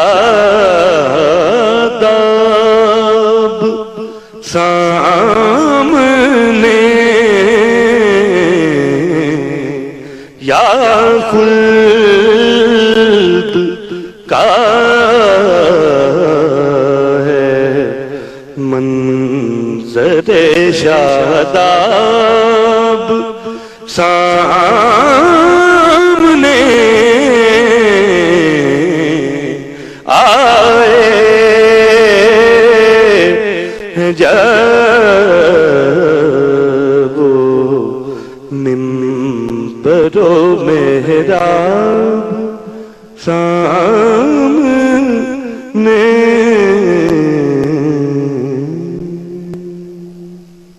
अच्छा, माशाल्लाह। कलाम का इंतखाब मुझे पता है कि मंजूरुल कौनैन साहब इस पर भी बहुत इसरार करते हैं, तो आप भी आजकल का जो दौर है उसमें मतलब कलाम इंतखाब जरा मुश्किल और ट्रिकी हो गया है, क्योंकि जो लोग सुनना चाहते हैं वो जरा आमुल फहम, जरा आसान और जरा दिल को लगती बातें हैं। देखिए जी, इसमें ये है कि मेरी एक अपनी सोच है।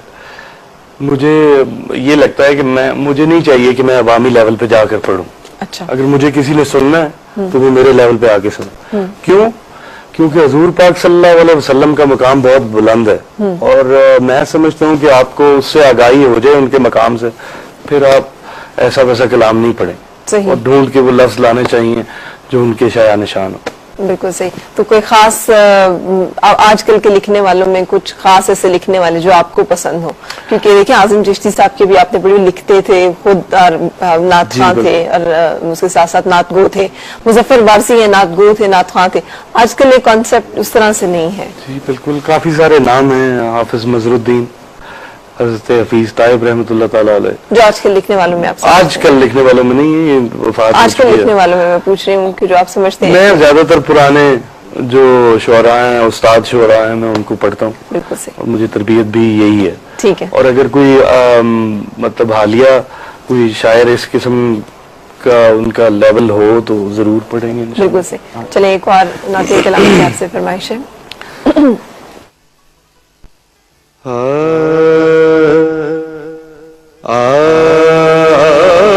आपका सदका है दुनिया, जिंदगी है आपसे,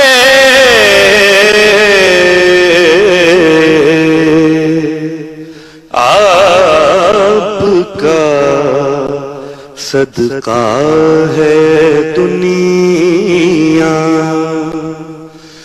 जिंदगी है आपसे,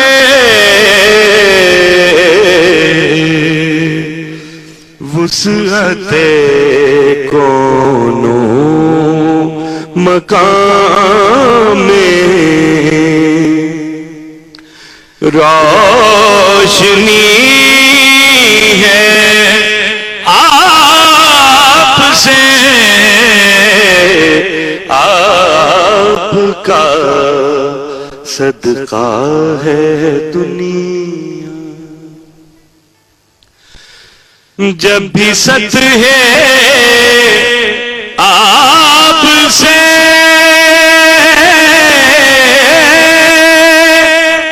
उठती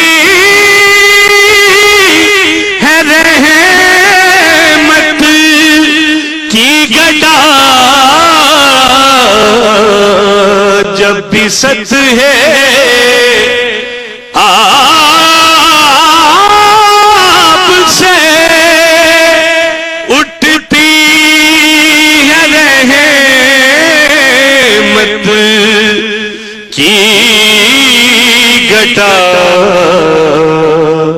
कौन से खेते पे बरसों पूछती है आपसे, कौन से खेते पे बरसों, मेरा हुस्ने बंदगी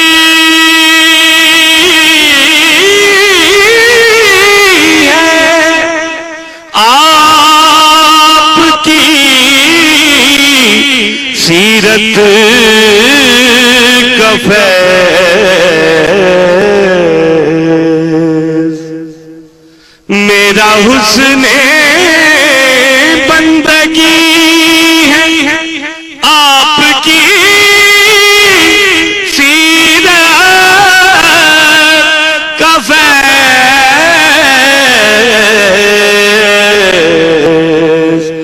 मेरे सजदों में खुलूस से बंदगी है आप से, आपका सदका है दुनिया। अब तो अशर को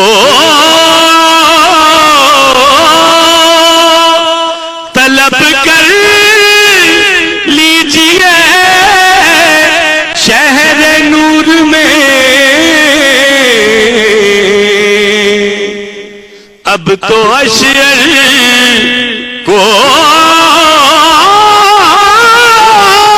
तलब कर लीजिए शहर नूर में। इस फकीरे राह गुजर की लौ लगी है आपसे, आपका सदका है दुनिया। जिंदगी है आपसे, वुसअते कोनो मकाम में रोशनी है आपसे, आपका सदका है दुनिया। माशाल्लाह, बहुत खूब माशाल्लाह। हम आपसे इजाजत लेंगे अब, और मैं आपसे आखिरी 1 मिनट होगा उसमें आप कोई कलाम जो हमें सुना सकें उसकी आप पंजाबी का एक शेर। बिल्कुल। इससे पहले मैं अपने व्यूअर्स से इजाजत लेना चाहूंगी इसी दुआ के साथ, आपकी हर सुबह खुशगवार और हर खुशगवार सुबह का अंजाम बखैर हो। मुलाकात होगी इंशाल्लाह आपसे कल फिर। रखिएगा अपना ख्याल और अपनी दुआओं में आजकल खास तौर पर मुझे और मेरी पूरी टीम को याद रखते हुए हम चाहेंगे आपसे इजाजत। अल्लाह हाफिज। बूहा मूरना छड़ांगे जद तीक नजारा नहीं होना, बस एक दरवाजा मल बैठे